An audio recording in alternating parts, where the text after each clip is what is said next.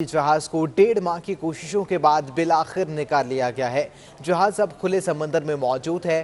Captain Asim का कहना था कि जहाज समंदर की गहराई में जा चुका है। रस्से भी निकाल लिए गए हैं। जहाज को गहरे समंदर में रोकने के लिए एंकर लगाया जा रहा है। जहाज को टग के जरिए बंदरगाह पर लंगर अंदाज भी किया जाएगा, जहां पर क्लिफ्टन में समंदर के किनारे रेत में धंसे बड़े कार्गो बहरे जहाज को 1.5 माह की कोशिशों के बाद बिलाखिर निकाल लिया गया है। जहाज अब खुले समंदर में मौजूद है।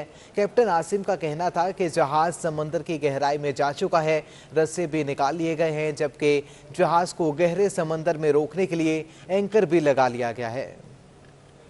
शहर कायद के साहिल पर फंसा जहाज हैंग टैंग 77 बिलाखिर सी व्यू से निकाल लिया गया।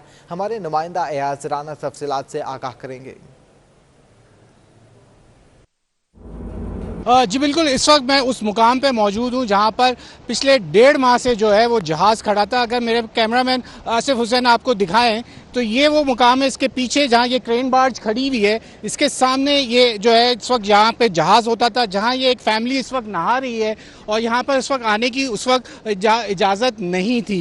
ये वो मुकाम है जहाँ पर ये जहाज़ मौजूद था। अगर ये ग्राउंड पे दिखाएं इस वक्त जहाँ पर इस वक्त ये ऊँट गुजर रहा है, उसके नीचे आप देख सकते हैं कि ये एक आयरन रोप जो इस वक्त ये पड़ी हुई है, ये इसको क्रेन बार्ज को बांधने के लिए जो सपोर्ट दी गई थी, ये वो जगह है जहां पर क्रेन बार्ज को बांधा गया था और जहाज़ को सपोर्ट करने के लिए जो इस वक्त ये सिर्फ ट्रेन बार्ज इस वक्त मौजूद है। मेरे कैमरामैन अगर आपको दिखाएं तो इस वक्त समंदर में दूर तक जो हैंग टॉन्ग 77 1.5 माह से इस वक्त कराची के साहिल पर था वो नज़र नहीं आ रहा है।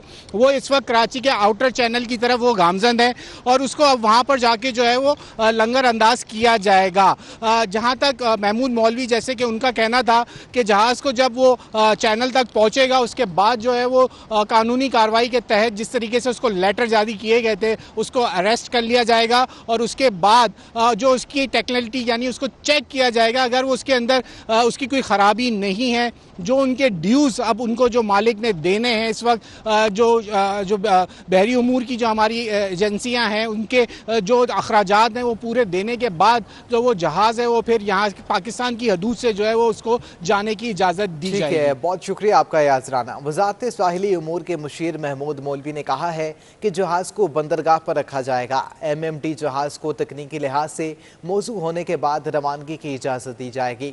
जहाज़ के मालिक को MMD की जहाज़ को महफूज हालत के बारे में मुतमईन करना होगा। अल्लाह के फजल से ये जहाज़ जो है जो कि इतने अरसे से यहाँ रुका हुआ था ये मेन सी में आ चुका है और अब हम इसको जो है तहवील में लेके इसके ऊपर कार्रवाई शुरू करेंगे कि ताकि इसके जितने इक्विपमेंट्स रिप्लेस होने हैं जो इनके काम है वो करा के उसके बाद हम इसको सेलिंग की परमिशन देंगे। इस वक्त ये सेफ वाटर्स में आ चुका है, ठीक है ना, और अब हम इसको कराची पे जो है लंगर कराएंगे और वहाँ पे इसके जितने सेफ्टी के हैं ओनर्स इसके सेफ्टी के सारे इक्विपमेंट करा के MMD को चेक कराएगी और चेक कराने के बाद उसके बाद इसको जाने की परमिशन दी जाएगी। ओनर इसको मेंटेन भी करेगा और इसके जो मसाइल अभी बाकी हैं मेन सी में जाने के लिए उसके ऊपर भी ओनर इसके ऊपर करके MMD को सेटिस्फाई करेगा एज पर IMO रूल्स। वज़ीर आला सिंध ने तमाम अजला के डोमिसाइल की जांच पड़ताल करने की हिदायत भी कर दी है। झूठे डोमिसाइल PRC बनाने में मुलविस अफसरान के खिलाफ सख्त कार्रवाई करने का फैसला किया गया। मुराद अली शाह की ज़ेर सदारत काबीना इजलास जारी है। दौरान इजलास वज़ीर आला सिंध ने कहा कि डोमिसाइल के गलत इस्तेमाल को हर सूरत रोकना होगा। कानून के हिसाब से डोमिसाइल मुल्क की शहरियत के लिए जारी होता है। डोमिसाइल सिटीजनशिप सर्टिफिकेट है। गुज़िश्ता 3 बरस के डोमिसाइल की जांच पड़ताल 2 माह में करनी होगी। वज़ीर आला सिंध की डोमिसाइल की जांच पड़ताल करने की हिदायत कर दी गई है। तमाम तर इक़दामात की यकीन दहानी भी करवा दी गई है, जबकि झूठे डोमिसाइल बनाने में मुलविस अफसरान के खिलाफ सख्त कानूनी कार्रवाई करने का फैसला कर लिया गया है। वज़ीर आला सिंध की डोमिसाइल की जांच पड़ताल करने की हिदायत कर दी गई है। तमाम तर इक़दामात की यकीन दहानी भी करवा दी गई है, जबकि झूठे डोमिसाइल बनाने में मुलविस अफसरान के खिलाफ सख्त कानूनी कार्रवाई करने का फैसला कर लिया गया है।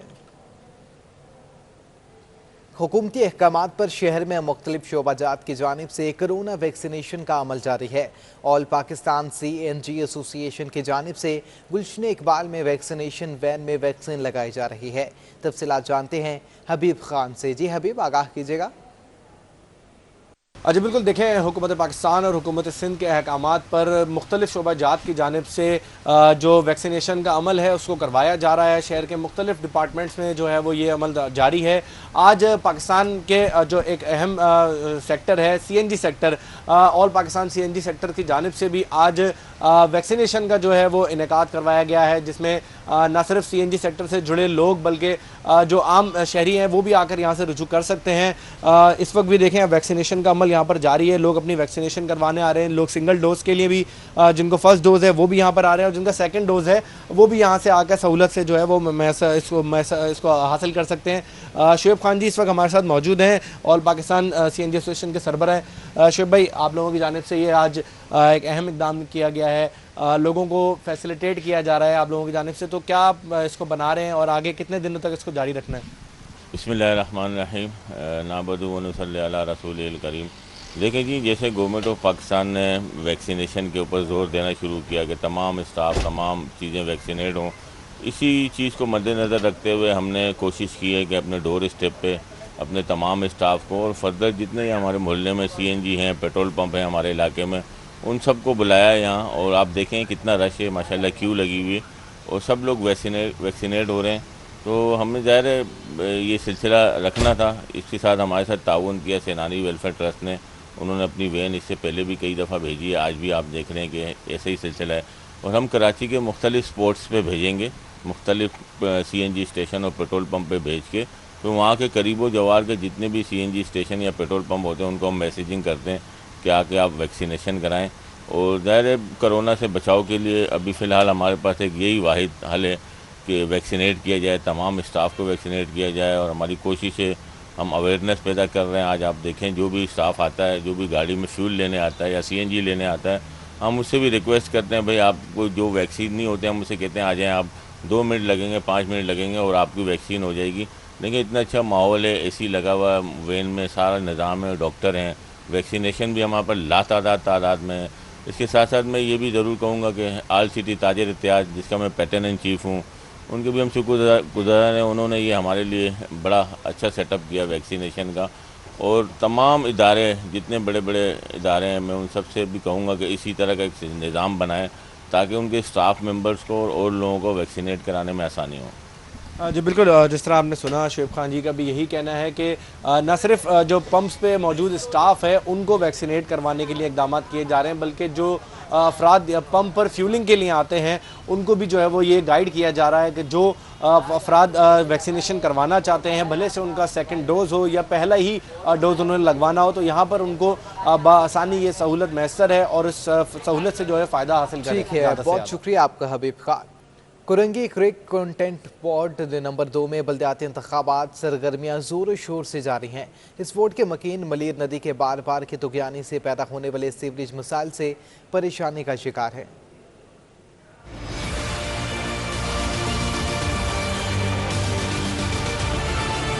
कंटोनमेंट बोर्ड के इंतखाबात में वोटर्स की दुहाइयां और उम्मीदवारों की तसल्लियां जारी हैं। Korangi creek cantonment board ward 2 के मकीन मलीर नदी पर बंद बांधने की उम्मीद कामयाब होने वाले उम्मीदवारों से लगाए बैठे हैं।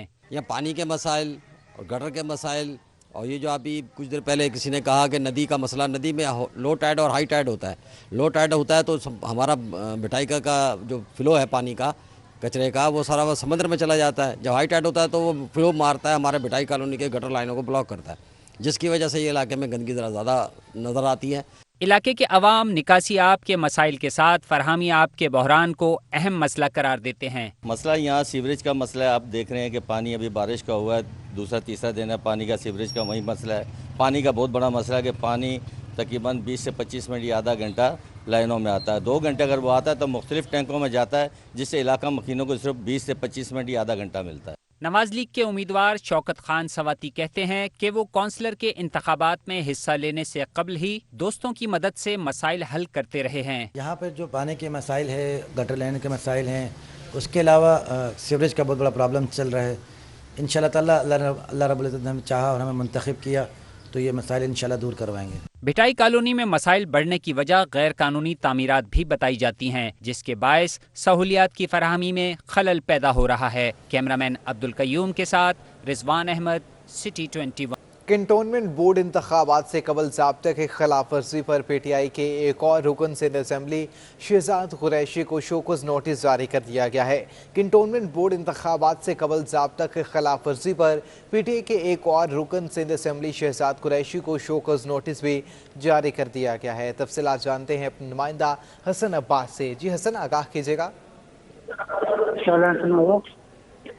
कंटोनमेंट बोर्ड के इंतखाबात की ज़ाब्ते के खिलाफ वर्जी की गई है। पीटीआई के रुकने सिंध असेंबली शहजाद कुरैशी की जानिब से इलेक्शन कमीशन ऑफ पाकिस्तान की जानिब से उनको शोकास नोटिस इशू किया गया है कि उन्होंने कैंटोनमेंट इलेक्शन मुहिम में हिस्सा लिया है, जिसकी वजह से शोकास नोटिस जारी हुआ है। 2 दिन के अंदर जो है वो शहजाद कुरैशी को इस खत का जवाब देना होगा शोकास नोटिस का, और उनको तंबीह किया गया है कि आइंदा कैंटोनमेंट इलेक्शन की मुहिम में हिस्सा ना लें। ठीक है, बहुत शुक्रिया आपका हसन अब्बास।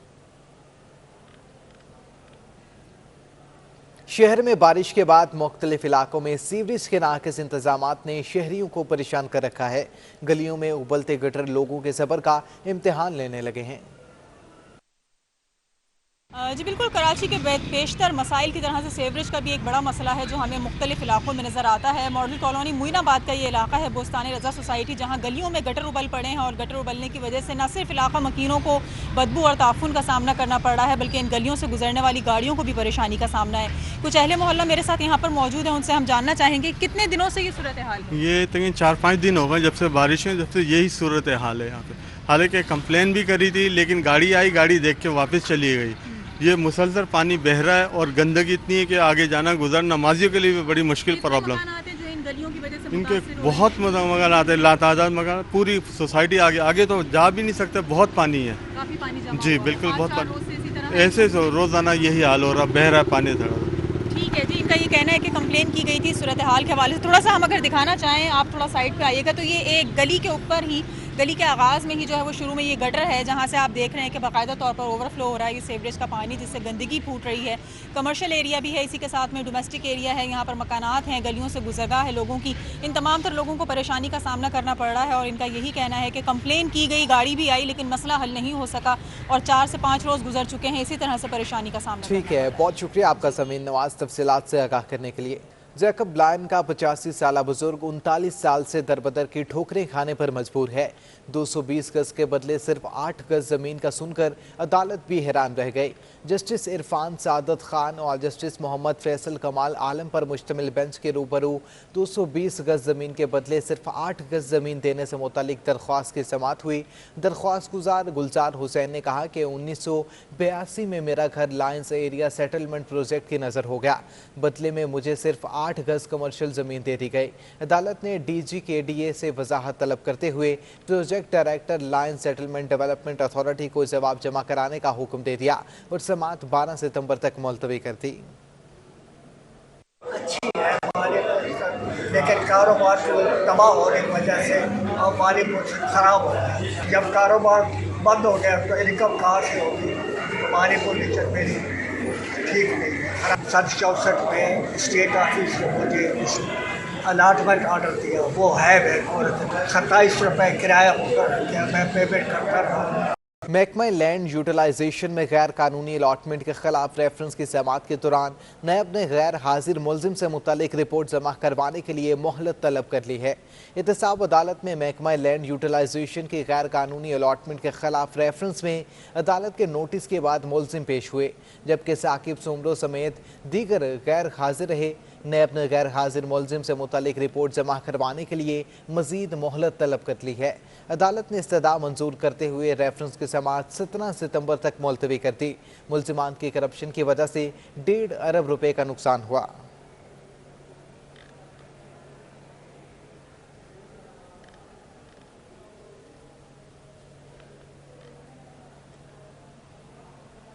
फॉरेक्स एसोसिएशन के सदर मलिक बोस्तान का कहना है कि 2 साल बाद पहली बार हुआ कि 50% इंटरबैंक और 50% पब्लिक की डिमांड बढ़ चुकी है। बड़े मालियत के प्राइस बॉन्ड्स को मुंतकिल करने के बजाय डॉलर की खरीदारी बढ़ चुकी है। पाकिस्तान में डॉलर की डिमांड इंटरबैंक बढ़ने की वजह से बहुत ज़्यादा हो रही है, क्योंकि 30 सितंबर को जो 40,000 के बॉन्ड हैं उनकी मुद्दत ख़त्म होने वाली है और लोग जिनके पास बॉन्ड पड़े हैं वो अपने पैसे को बजाय सिलेंडर करा के उस पैसे से वो ले रहे हैं। तो मैं समझता हूँ आने वाले दिनों में अगर हुकूमत जैसे उस पाकिस्तानियों ने ये हुकूमत से मुतालबा किया है कि 40,000 बॉन्ड की जो 30 सितंबर को डेट है इसको बढ़ाया जाए, क्योंकि वो बाहर कोरोना की वजह से फ़्लाइटें आ जा नहीं रही हैं और जिसकी वजह से उनके पैसे जो लाखों में पड़े हैं वो उनके ज़ाया हो जाएंगे, तो उन्हें फैसिलिटेट किया जाए। और इसी तरह आप एक्सपोर्ट को बढ़ाया जाए। एक्सपोर्ट हमारी दिन ब दिन कम हो रही है, पिछले 2 महीने का मैंने डेटा देखा है, तो अपनी इंपोर्ट बिल भी हमारे इस वक्त 5 अरब से ज़्यादा हो गए हैं। तो हमें इस चीज़ को मद्देनज़र रख के